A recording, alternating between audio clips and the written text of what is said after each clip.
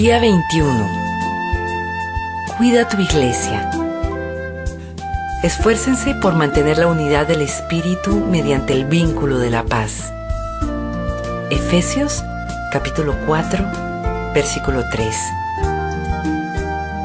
Que el amor sea el árbitro de sus vidas, porque entonces la iglesia permanecerá unida en perfecta armonía. Colosenses, capítulo 3, versículo 14.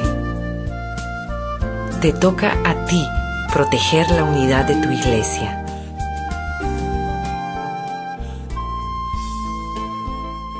Te toca a ti proteger la unidad de tu iglesia. La unidad en la iglesia es tan importante que el Nuevo Testamento presta más atención a ella que al cielo o al infierno. Dios desea intensamente que experimentemos la unidad y armonía unos con otros. La unidad es el alma de la comunión. Destrúyela y arrancarás el corazón del cuerpo de Cristo. Es la esencia, el núcleo de cómo Dios quiere que experimentemos juntos la vida en su iglesia.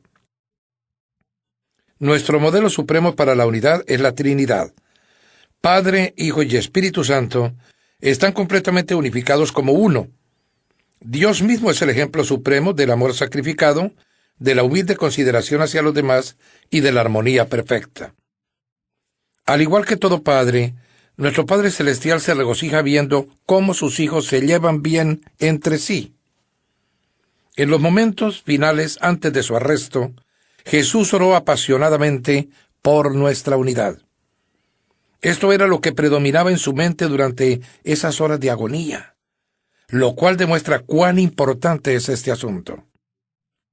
Nada en la tierra es más valioso para Dios que su iglesia. Él pagó el precio más alto por ella y quiere que la protejamos, sobre todo del daño devastador que causan la división, el conflicto y la falta de armonía. Si formas parte de la familia de Dios, es tu responsabilidad proteger la unidad donde te congregas en comunión. Jesucristo te encomendó a hacer todo lo que esté a tu alcance para conservar la unidad, proteger la comunión, promover la armonía en la familia de su iglesia y entre todos los creyentes. La Biblia indica: esfuércense por mantener la unidad del Espíritu en el vínculo de la paz. ¿Cómo podemos hacerlo? La palabra de Dios nos da consejos prácticos. Enfoquémonos en lo que tenemos en común, no en las diferencias. Pablo nos dice: esforcémonos en promover todo lo que conduzca a la paz y a la mutua edificación. Como creyentes compartimos un Señor, un cuerpo, un propósito, un Padre, un Espíritu, una esperanza, una fe, un bautismo y un amor. Compartimos la misma salvación, la misma vida y el mismo futuro, factores mucho más relevantes que cualquier diferencia que pudiéramos enumerar. Estos son los asuntos en los que debemos enfocarnos, no en nuestras diferencias personales. Debemos recordar que fue Dios quien nos escogió para darnos personalidades, trasfondos, razas y preferencias diferentes, de modo que podamos valorar y disfrutar esas diferencias, no meramente tolerarlas. Dios quiere unidad, no uniformidad, y por causa de la unidad nunca debemos permitir que las diferencias nos dividan. Debemos permanecer concentrados en lo que más importa: aprender a amarnos como Cristo nos amó y cumplir los 5 propósitos de Dios para cada uno de nosotros y para su iglesia.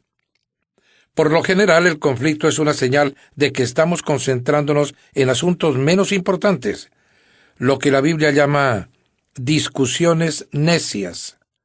La división siempre surge cuando dirigimos la mirada hacia las personalidades, las preferencias, las interpretaciones, los estilos o los métodos. Pero si nos concentramos en amarnos y en cumplir los propósitos de Dios, el resultado es la armonía. Pablo rogaba que haya verdadera armonía para que no surjan divisiones en la iglesia. Les suplico que tengan la misma mente, que estén unidos en un mismo pensamiento y en un mismo propósito. Ser realista con respecto a tus expectativas. En cuanto descubrimos cómo Dios quiere que sea la verdadera comunión, Es fácil desanimarnos por la diferencia entre lo ideal y la realidad en nuestra iglesia. Sin embargo, debemos amar a la iglesia con pasión pese a sus imperfecciones. Anhelar lo ideal mientras criticamos lo real es señal de inmadurez. Por otro lado, si uno se conforma con la realidad sin esforzarse por alcanzar lo ideal, es señal de complacencia. La madurez consiste en vivir con esta tensión. Habrá creyentes que sí te defraudarán y te decepcionarán, pero eso no es ninguna excusa para no tener comunión con ellos. Ellos son tu familia, aun cuando no actúen como tal. Simplemente no puedes abandonarlos. En cambio, Dios nos dice: tengan paciencia unos con otros, siendo indulgentes con las fallas de los demás por su amor. Las personas se desilusionan con la iglesia por muchas razones entendibles. La lista podría ser bastante larga: conflictos, heridas, hipocresía, negligencia, mezquindad, legalismo y otros pecados. En lugar de asustarnos y sorprendernos, debemos recordar que la iglesia está formada por pecadores de carne y hueso, incluyéndonos a nosotros mismos. Nos lastimamos unos a otros, a veces en forma intencional y otras veces sin mala intención, porque somos pecadores. Pero en vez de abandonar la iglesia, necesitamos quedarnos allí para resolver el asunto, si esto es de alguna manera posible. La reconciliación, no la evasión, es el camino a un carácter más fuerte y a una comunión más profunda. Si te divorcias de tu iglesia a la primera señal de decepción o de desilusión, eso es señal de inmadurez. Dios tiene cosas que quiere enseñarte y a los demás también. Además, es imposible huir hasta encontrar la iglesia perfecta, porque sencillamente la iglesia perfecta no existe. Todas las iglesias tienen sus propias debilidades y problemas. Pronto volverás a sentirte decepcionado. Groucho Marx tenía un dicho famoso que decía que no querría pertenecer a ningún club que lo aceptara como socio. Si una iglesia debe ser perfecta para satisfacerte, esa misma perfección te excluirá de su membresía, porque tú no eres perfecto. Dietrich Bonhoeffer, el pastor alemán que fue martirizado por resistirse a los nazis, escribió Vida en Comunidad, un libro clásico sobre la comunión. En su obra sugiere que la desilusión con nuestra iglesia local es algo bueno, porque destruye nuestras falsas expectativas sobre la perfección. Cuanto más pronto dejamos la ilusión de que una iglesia debe ser perfecta para amarla, más pronto dejaremos de fingir y empezaremos a admitir que todos somos imperfectos y necesitamos de la gracia de Dios. Este es el comienzo de la verdadera comunidad. Todas las iglesias podrían poner un letrero que diga: no es necesario que se presente ninguna persona perfecta. Este lugar es solamente para los que admiten que son pecadores, que necesitan de la gracia divina y que quieren crecer. Bonhoeffer señaló: aquel que ama más su sueño de una comunidad cristiana que a la comunidad en sí misma, se convierte en destructor de toda ella. Si no damos gracias diariamente por la fraternidad cristiana en la que nos desenvolvemos, aún allí donde no hay grandes experiencias ni riqueza evidente, hay mucha debilidad, fe vacilante y dificultades. Si en lugar de ello nunca hacemos otra cosa que quejarnos ante Dios, porque todo es tan miserable, tan mezquino, tan poco de acuerdo con lo que hemos esperado, entonces le impedimos a Dios hacer crecer nuestra comunidad de acuerdo con la medida y riqueza que nos espera a todos en Jesucristo. Decídete a animar más que a criticar. Siempre es más fácil eludir el compromiso y hacerse a un lado para disparar dardos contra los que trabajan, que participar y hacer una contribución. Dios nos advierte una y otra vez que no debemos criticarnos, compararnos ni juzgarnos unos a otros. Cuando criticas lo que otro creyente está haciendo con fe y convicción sincera, interfieres en los asuntos de Dios. ¿Qué derecho tienes de criticar a los siervos de otro? Solo su Señor puede decidir si están haciendo lo correcto. Pablo agrega que no debemos juzgar o despreciar a otros creyentes cuyas convicciones son diferentes a las nuestras. ¿Por qué criticas las acciones de tu hermano? ¿Por qué intentas empequeñecerlo? Todos seremos juzgados un día, no por las normas de otros, ni siquiera por las nuestras, sino por el juicio de Dios. Cuando juzgo a otro creyente, pasan 4 cosas al instante. Pierdo mi comunión con Dios, saco a relucir mi propio orgullo e inseguridad, me coloco bajo el juicio de Dios y daño la comunión de la iglesia. Un espíritu de censura es un vicio costoso. La Biblia llama a Satanás el acusador de nuestros hermanos. El trabajo del diablo consiste en culpar, quejarse y criticar a los miembros de la familia de Dios. Todo el tiempo que pasamos haciendo lo mismo es porque hemos sido embaucados y estamos haciendo el trabajo por Satanás. Recuerda que los otros cristianos, no importa cuánto discrepes de ellos, no son el verdadero enemigo. Todo el tiempo que pasamos comparando o criticando a los otros hermanos debería ser utilizado para construir la unidad de nuestra comunidad. La Biblia dice: pongámonos de acuerdo en usar toda nuestra energía para llevarnos bien entre nosotros. Ayuden a los demás con palabras alentadoras, no los derrumben con la crítica. Niégate a escuchar chismes. Chismear es divulgar una información cuando uno no es parte del problema ni de la solución. Tú sabes que chismear está mal, pero tampoco debes escucharlos si es que quieres proteger tu iglesia. Escuchar los chismes es como aceptar algo robado y te convierte también en culpable del delito. Cuando alguien empiece a contarte un chisme, ten el valor de decirle: hágame el favor de parar, no necesito saber eso. ¿Ha hablado usted directamente con esa persona? Las personas que te cuentan chismes también rumorean acerca de ti. No puedes confiar en ellas. Si prestas atención a los chismes, Dios te llama alborotador. Los alborotadores escuchan a los alborotadores. Estos son los que dividen las iglesias pensando solo en ellos mismos. Es triste que en el rebaño de Dios, las heridas más grandes generalmente vienen de las otras ovejas y no de los lobos. Pablo advirtió acerca de los cristianos caníbales, que se devoran unos a otros y destruyen la comunión.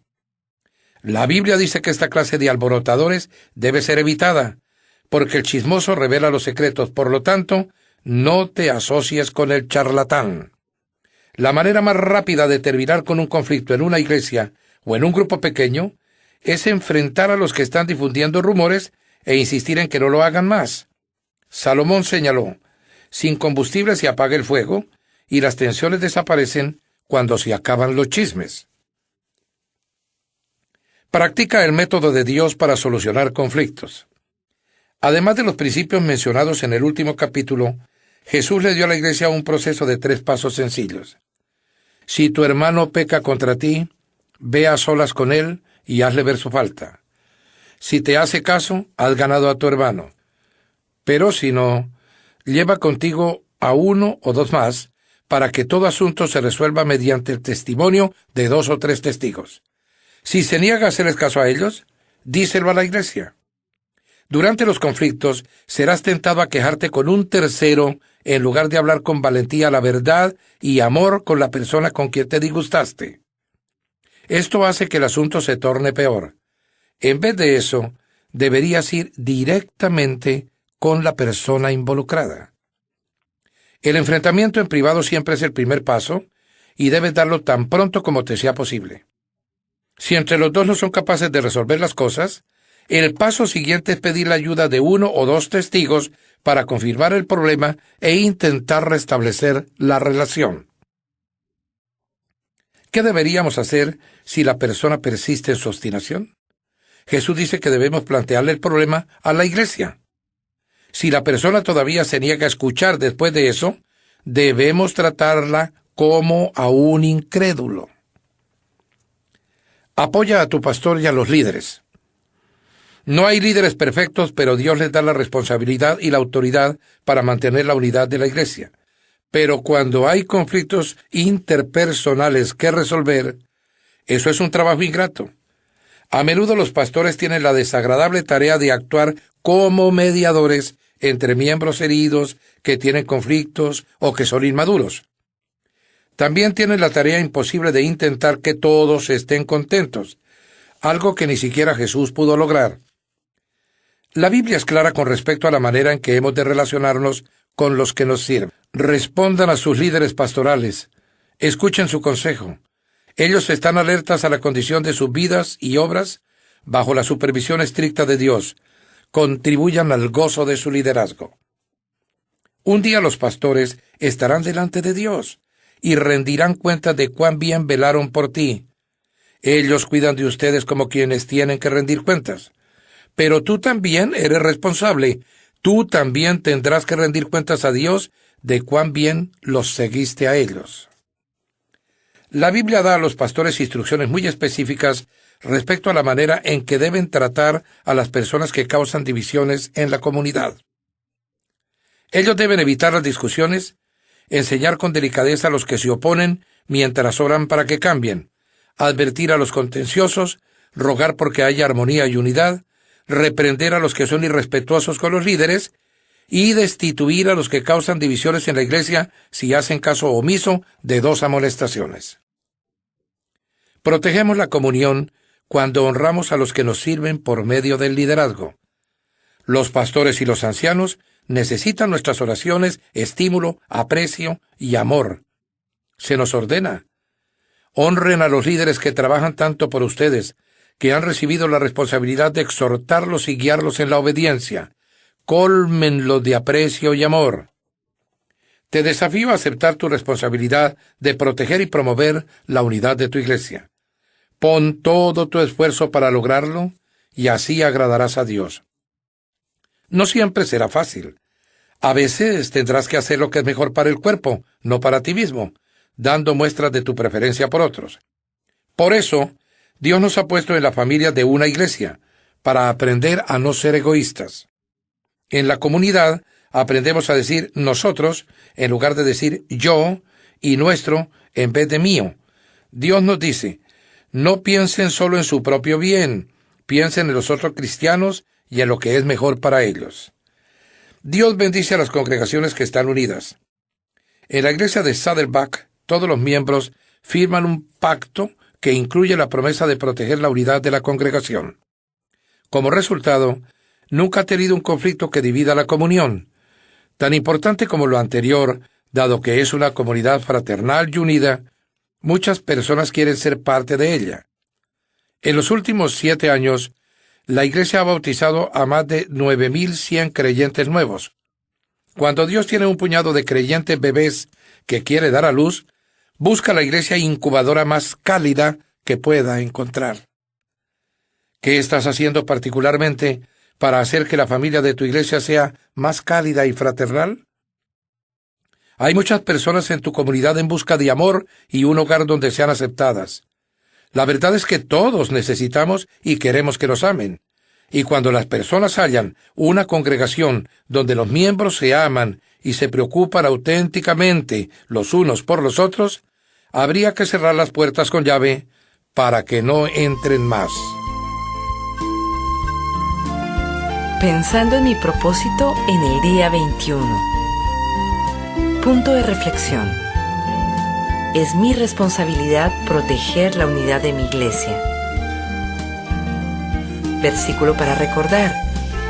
Esforcémonos por promover todo lo que conduzca a la paz y a la mutua edificación. Romanos, capítulo 14, versículo 19.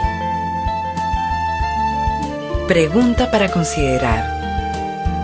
¿Qué estoy haciendo particularmente para proteger la unidad de la familia de mi iglesia?